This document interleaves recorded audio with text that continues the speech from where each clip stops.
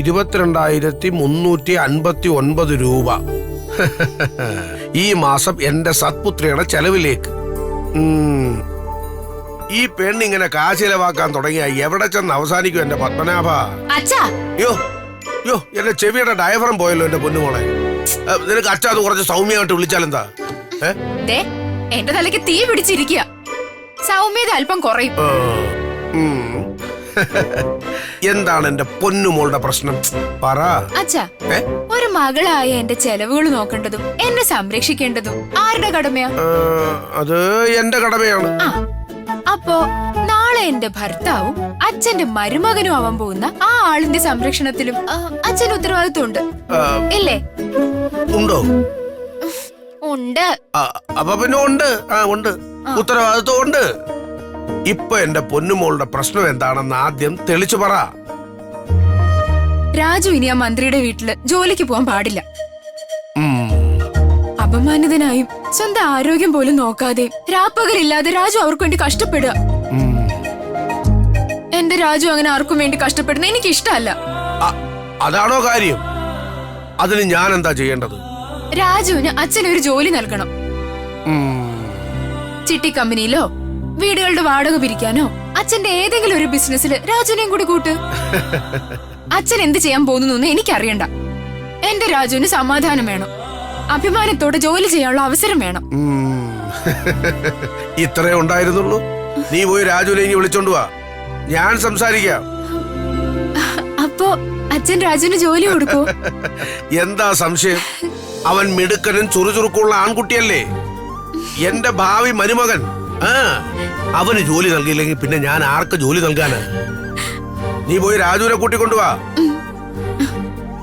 അല്ലെങ്കിലേ അത് വേണ്ട, ഇങ്ങോട്ട് വിളിച്ചോണ്ട് വന്ന അത് രാജുവിന് കുറച്ചിലായാലോ? നമുക്കേ അങ്ങോട്ട് പോയി സംസാരിക്കാം. ശരി, നമുക്ക് അങ്ങോട്ട് പോയി സംസാരിക്കാം. താങ്ക് യു അച്ഛാ, താങ്ക് യു വെരി മച്ച്.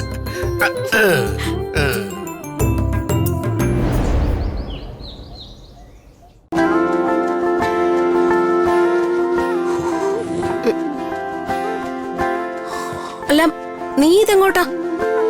ഞാൻ എന്നും എങ്ങോട്ടാ പോവാറുള്ളത്? അങ്ങോട്ട് തന്നെ. വർമ്മ സാറിന്റെ വീട്ടിലേക്കാണോ? അതെ. ദേ രാജു, ഇനി നീ അങ്ങോട്ടേക്ക് പോകേണ്ട കാര്യമുണ്ടോ? ഇനിയൊരു 2 ദിവസത്തേക്ക് നിന്നെ എങ്ങോട്ടും വിടണ്ടെന്ന് പറഞ്ഞിട്ടാ അച്ഛൻ പോയത്. അച്ഛൻ എങ്ങോട്ട് പോയി? ഡോക്ടർ അങ്കിളിന് എന്തോ ഒരു ആവശ്യത്തിന് വേണ്ടി ബാംഗ്ലൂർക്ക് പോണോന്ന് പറഞ്ഞ് അച്ഛനെ വന്ന് വിളിച്ചോണ്ട് പോയി. ഒരുപാട് ദൂരെ വണ്ടി ഓടിക്കാൻ വയ്യ, പ്രായമായി, ക്ഷീണമാണെന്നൊക്കെ പറഞ്ഞിട്ടല്ലേ അച്ഛൻ ഓട്ടോ മേടിച്ചത്. എന്നിട്ട് ഇപ്പൊ എന്തു പറ്റി? എന്നോടൊരു വാക്ക് പറഞ്ഞില്ല. അതൊന്നും എനിക്കറിയില്ല, ചെലപ്പോ നിന്നെ പേടിച്ചിട്ടായിരിക്കും. ഡോക്ടർ അങ്കിൾ വന്ന് വിളിച്ചപ്പോഴേ ദൂരയാത്ര ചെയ്തിട്ട് ഒരുപാട് നാളായി, ലോങ് ഡ്രൈവ് ചെയ്യാൻ ആഗ്രഹിച്ചിരിക്കുകയാണെന്നും പറഞ്ഞ് അച്ഛൻ പെട്ടെന്നങ്ങ് പോയി. എന്ന് തിരിച്ചുവരൊന്നുമല്ലെന്ന് പറഞ്ഞു. 1-2 ആഴ്ചയാവൂന്നാ പറഞ്ഞ്. അപ്പോ നമ്മുടെ ഓട്ടോ തൽക്കാലം നമ്മുടെ ദാമോട്ടിന് ഓടിക്കാൻ കൊടുത്തിട്ട് അച്ഛൻ പോയേ. പോകാൻ നേരം അച്ഛൻ പറഞ്ഞ കാര്യം നീ ഇവനോട് പറഞ്ഞില്ലേ? പറഞ്ഞു. നിനക്കിനി അവിടുത്തെ ജോലി വേണോ മോനെ? അവിടെ നടന്നുവെന്നും നീ മറന്നിട്ടില്ലല്ലോ.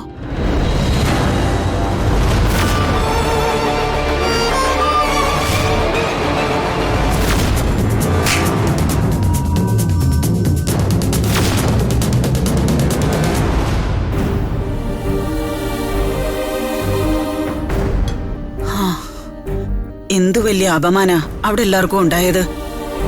ഞങ്ങളുടെ കാര്യം പോട്ടെ, ആ പയ്യൻ എന്തു മോശമായിട്ട് അച്ഛനോട് പെരുമാറിയത്.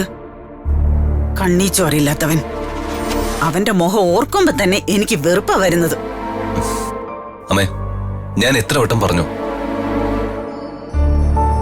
വർമ്മ സാറിന്റെ സ്വന്തം സഹോദരിയുടെ മോനാണ് ദീപക്.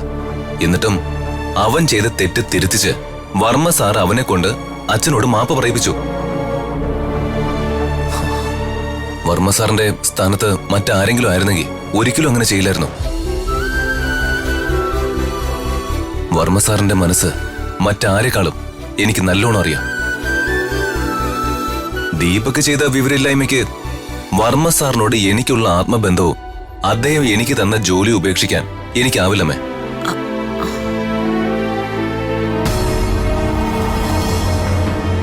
നീ നന്നായി ആലോചിച്ച് ഒരു തീരുമാനം എടുക്കുമോനെ.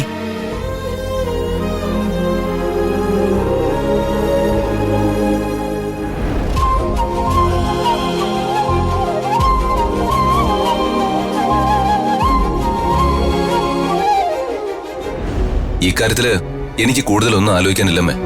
എന്റെ തീരുമാനം ഞാൻ പറഞ്ഞു കഴിഞ്ഞു. മുഴുവൻ കഴിച്ചിട്ട് പോ മോനെ. മതിയമ്മേ, നേരം വൈകി.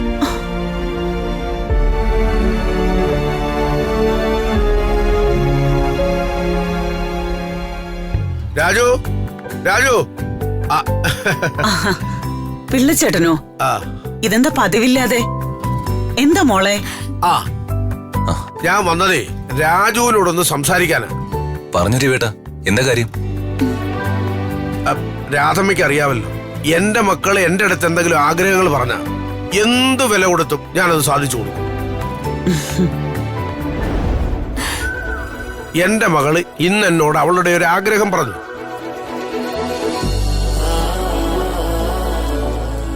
എന്നെ കൊണ്ടത് സാധിക്കുന്ന കാര്യമായതുകൊണ്ട് അവക്കത് സാധിച്ചു കൊടുക്കാമെന്ന് അവളോട് ഞാൻ സമ്മതിച്ചു.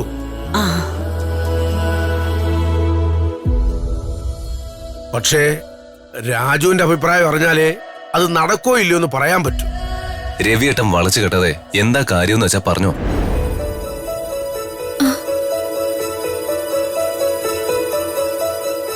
വർമ്മയുടെ വീട്ടിൽ സംഭവിച്ചതൊക്കെ എന്റെ മോൾ എന്നോട് പറഞ്ഞു.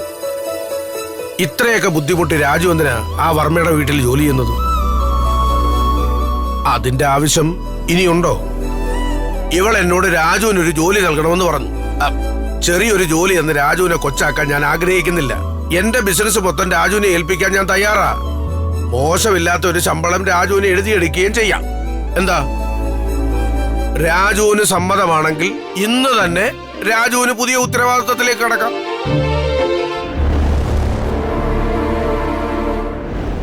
രവിയേട്ടന്റെ നല്ല മനസ്സിന് നന്ദി.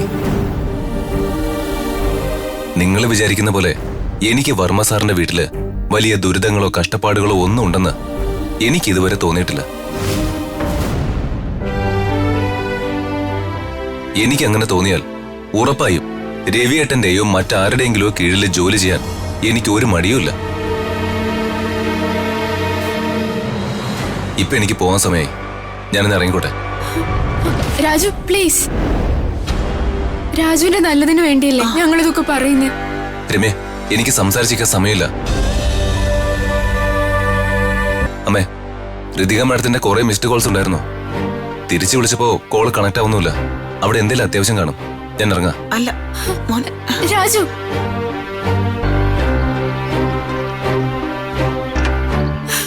രാജു, രാജു പ്ലീസ്.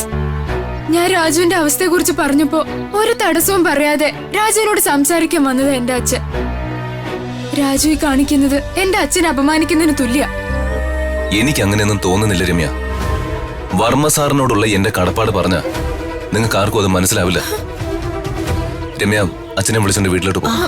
രാജു, രാജു ഞാൻ പറയുന്നൊന്ന് കേക്ക്. രാജു, മോളെ പോകാം. നടക്ക.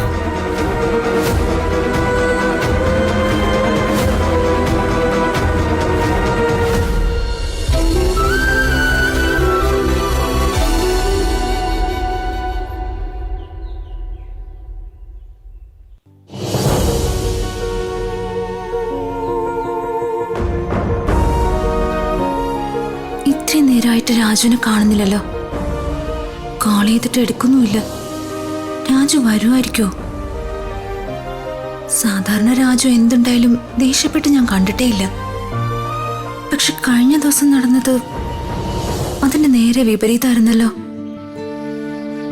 എന്നോട് സംസാരിക്കാൻ പോലും താല്പര്യമില്ലാത്തതുകൊണ്ടാവും രാജു രമ്യയെ കൊണ്ട് കോൾ അറ്റൻഡ് ചെയ്യിച്ചത്. കുറച്ചു നേരം കൂടി നോക്കാം. വന്നാ രാജുവിനോടൊരു സോറി പറയണം.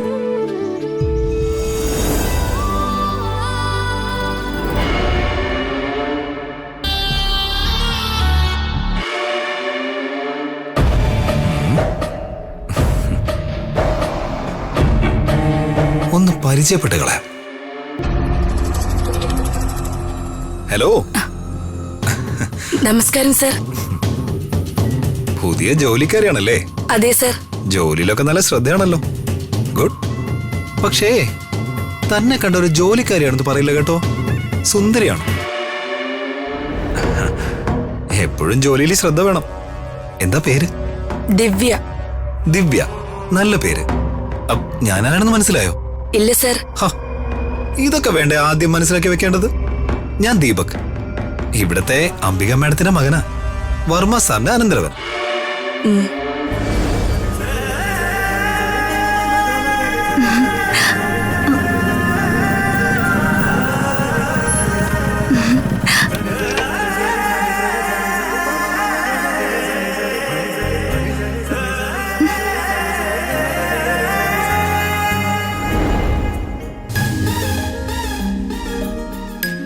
മാഡം, എന്തുപറ്റി?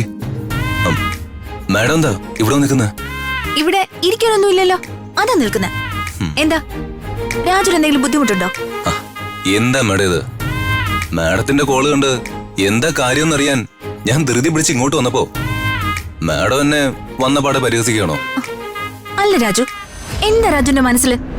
എനിക്കിവിടെ ഒരു തിരക്കില്ലെന്നാണോ രാജു വിചാരിച്ചിരിക്കുന്നത്? ഏയ്, അങ്ങനെയൊന്നുമില്ല. രാജുവിന് ശരിക്കും എന്നോട് അല്പമെങ്കിലും റെസ്പെക്ട് ഉണ്ടോ?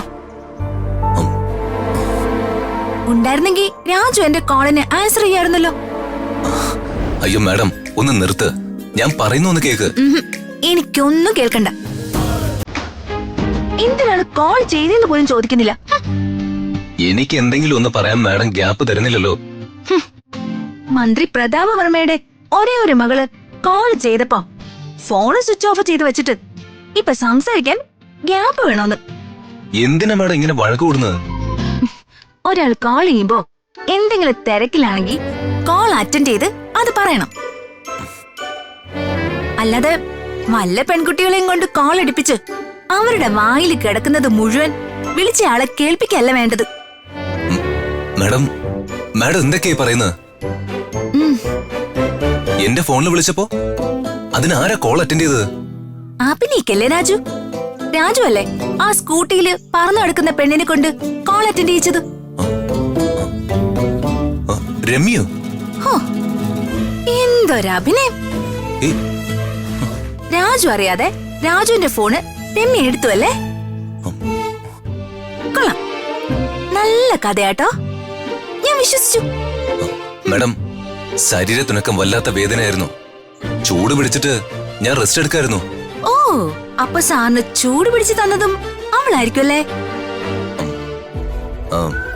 ചൂട് പിടിച്ചു തരാന്ന് രമ്യ പറഞ്ഞായിരുന്നു.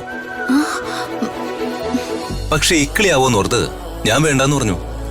ഓഹോ, ശരീരത്തിനൊക്കെ വല്ലാത്ത വേദനയായിരുന്നു മാഡം. അമ്മ ചൂട് പിടിച്ചു തന്നതിന് ശേഷം എനിക്കൊരല്പം ആശ്വാസമായത്. രാജുനെ ഞാൻ കോൾ ചെയ്തത് രാജുവിന് എങ്ങനെയുണ്ടെന്ന് അറിയാനാ. രാജു അപ്പൊ കോളും എടുത്തില്ല. എനിക്കാണെങ്കിൽ ഒരു സമാധാനം കിട്ടിയില്ല. മാഡം, ഞാൻ ഓക്കെയാണ്. ഞാൻ കണ്ടില്ലേ?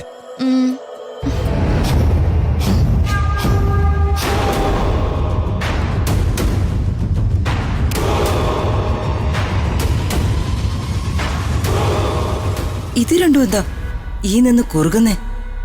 വീട്ടിനകത്ത് നിന്ന് സംസാരിക്കുന്നത് മതിയാകാഞ്ഞിട്ടാണോ മുറ്റത്തിറങ്ങി രണ്ടും കൂടെ കുഞ്ചി കുഴയുന്നത്? എന്റെ അനിയനെ പറഞ്ഞാ മതിയല്ലോ.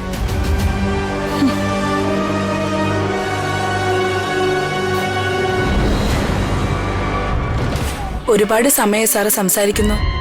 എന്റെ ജോലിയൊന്നും തീർന്നിട്ടില്ല. എന്നോട് കുറച്ചു നേരം സംസാരിച്ചു എന്ന് വെച്ച് ഇവിടെ ഒന്നും സംഭവിക്കാൻ പോകുന്നില്ല. ഞാനാണ് ഈ വീടിന്റെ യഥാർത്ഥ അവകാശി. മനസ്സിലായോ? മനസ്സിലായി സർ. മോനെ ദീപകേ,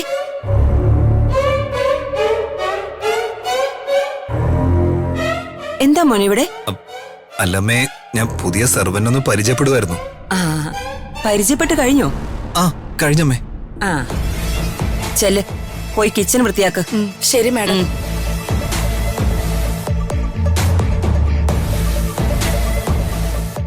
മോർണിംഗ് അടുത്ത് വന്നേ. എന്താ അമ്മേ?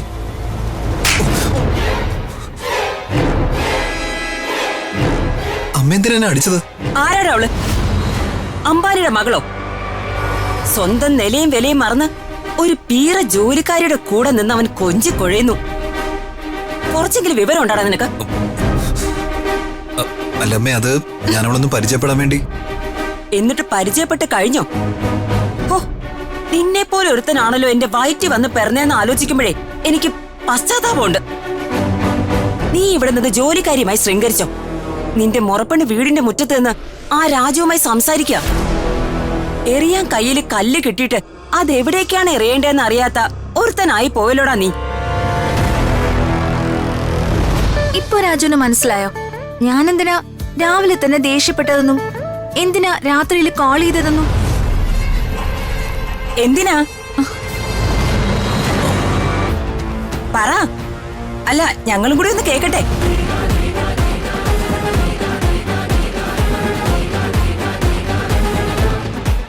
വീടിനകത്ത് സംസാരിക്കുന്നത് മതിയാകുന്നില്ലേ നിങ്ങൾക്ക്? വീട്ടിന്റെ മുറ്റത്ത് നിന്ന് സംസാരിച്ച് കാണുന്നവരെ കൊണ്ട് അതും ഇതും പറയണമായിരിക്കും. ഇതൊന്നും പോരാഞ്ഞിട്ട് രാത്രിയിൽ ഫോൺ ചെയ്യാനും തുടങ്ങി അല്ലേ? ഈ വീട്ടിലെ ഒരു സാധാരണ ജോലിക്കാരനോട് ഇത്രയും അടുത്ത് ഇടപഴകേണ്ട കാര്യമുണ്ടോ നിനക്ക്? രാജു, നിന്റെ ലിമിറ്റേഷൻസ് മനസ്സിലാക്കി നിന്നാ നിനക്ക് നല്ലത്. മനസ്സിലായോ? ഈ കുടുംബത്തിലെ പെൺകുട്ടികളോട് നിനക്കെന്താ ഇത്ര കാര്യമായിട്ട് സംസാരിക്കാനുള്ളത്? അല്ല,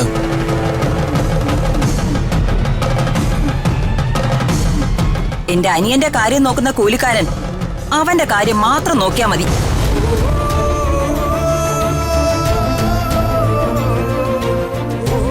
ആരെ എവിടെ നിർത്തണമെന്ന് ഇതുവരെ നീ പഠിച്ചിട്ടില്ലേ? നീ അത് എന്നെ കണ്ടു പഠിക്ക്. നിന്റെ അച്ഛനെങ്ങാനുമാണ് ഇത് കണ്ടിരുന്നെങ്കിൽ വീടിന് പുറത്താക്കിയനെ രണ്ടിനെ. പാടി ഇങ്ങോട്ട് വരാൻ.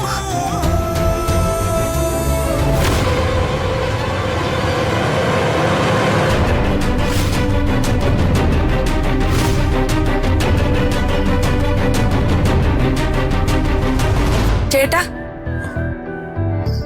ആ ദിവ്യ, ജോലിക്ക് എങ്ങനെയുണ്ട്? തനിക്കിവിടെ ഓക്കെ അല്ലേ? അയ്യോ, അതെന്താ ചേട്ടൻ അങ്ങനെ ചോദിച്ചേ? എനിക്കിപ്പോ ഈ ജോലിയുടെ ആവശ്യം എത്രത്തോളം ഉണ്ടെന്ന് ചേട്ടൻ അറിയാവുന്നല്ലേ. ഇവിടെ ജോലി വാങ്ങി തന്നതിന് ചേട്ടനോട് നന്ദി പറയാനാ ഞാൻ ചേട്ടനെ കണ്ടപ്പോ വിളിച്ചത്. നന്ദി പറച്ചിലൊന്നും ആവശ്യമില്ല ദിവ്യ. ജോലികളൊക്കെ കൃത്യമായിട്ട് വൃത്തിയായിട്ട് ചെയ്താ വർമ്മ സാറ് ജോലി സ്ഥിരപ്പെടുത്തി തരും. ശമ്പളവും വർദ്ധിപ്പിച്ചു തരും. ആ ഒരു ചിന്ത എപ്പോഴും മനസ്സിൽ വേണം. ശരി ഏട്ടാ.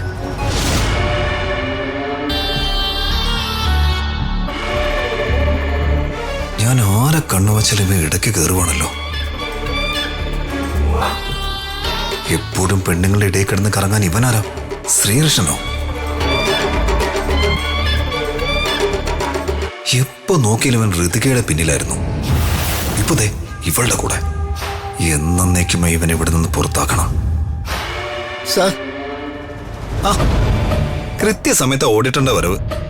ഞാൻ ദേ കുറച്ചു മുമ്പ് നിങ്ങളെ കാണുന്നില്ലല്ലോ എന്ന് മനസ്സിൽ വിചാരിച്ചതേ ഉള്ളൂ. ആ, എങ്കിൽ ശരി ദിവ്യ, തന്റെ ജോലികൾ ശരി. ഓഡിറ്റർ എന്താ യാതൊരു മുന്നറിയിപ്പില്ലാതെ പെട്ടെന്ന് വന്നിരിക്കുന്ന? അപ്പൊ ഞാൻ പറഞ്ഞതൊക്കെ ഓക്കെ അല്ലേ? ഓക്കെ ഉണ്ട് സാർ, എല്ലാം കൊണ്ടുവന്നിട്ടുണ്ട്. എന്തോ പ്രശ്നമുണ്ടല്ലോ.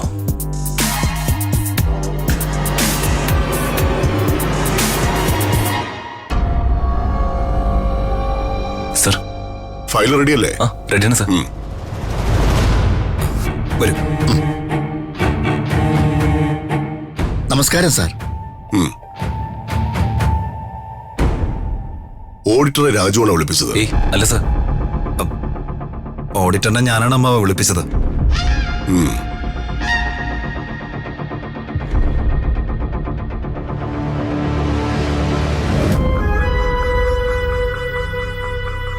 അമ്മാവ, ഞാൻ ഓഡിറ്ററിനോട് വരാൻ പറഞ്ഞത് ചില കാര്യങ്ങൾ അമ്മാവനെ ബോധിപ്പിക്കാനാ. അക്കൗണ്ട്സ് നോക്കുന്ന ഉത്തരവാദിത്വം രാജുവിനല്ലേ?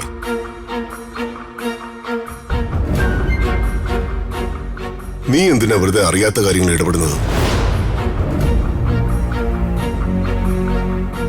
അമ്മാവന്റെ കണ്ണ് വെടിച്ച് നടത്തുന്ന കൃത്രിമങ്ങളെ ബോധ്യപ്പെടുത്തേണ്ടത് അമ്മാവന്റെ അനന്തരവനായ എന്റെ കടമയല്ലേ? എന്ത് കൃത്രിമങ്ങൾ? നീ എന്താ ഉദ്ദേശിക്കുന്നത്?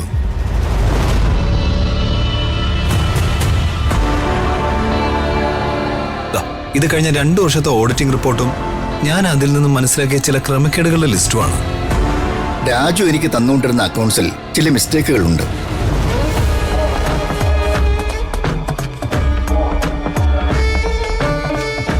ദീപക് സാറാണ് അത് ചൂണ്ടിക്കാണിച്ചത്.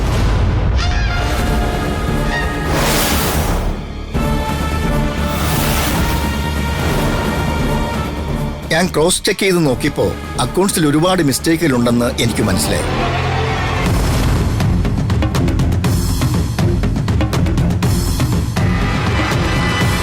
അതുകൊണ്ട് ഇക്കാര്യം വർമ്മ സാറിനെ നേരിട്ട് കാണിച്ച് ബോധ്യപ്പെടുത്താൻ ദീപക് സാർ വിളിച്ചിട്ട് വന്നതാണ് ഞാൻ. സർ, ഞാൻ തെറ്റൊന്നും ചെയ്തിട്ടില്ല.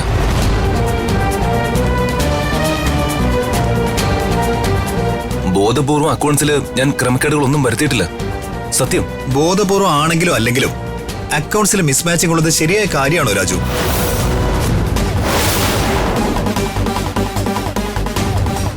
എന്റെ കണക്കിൽ നീ ചെയ്തതും മോഷണവും ഒന്നാണ്.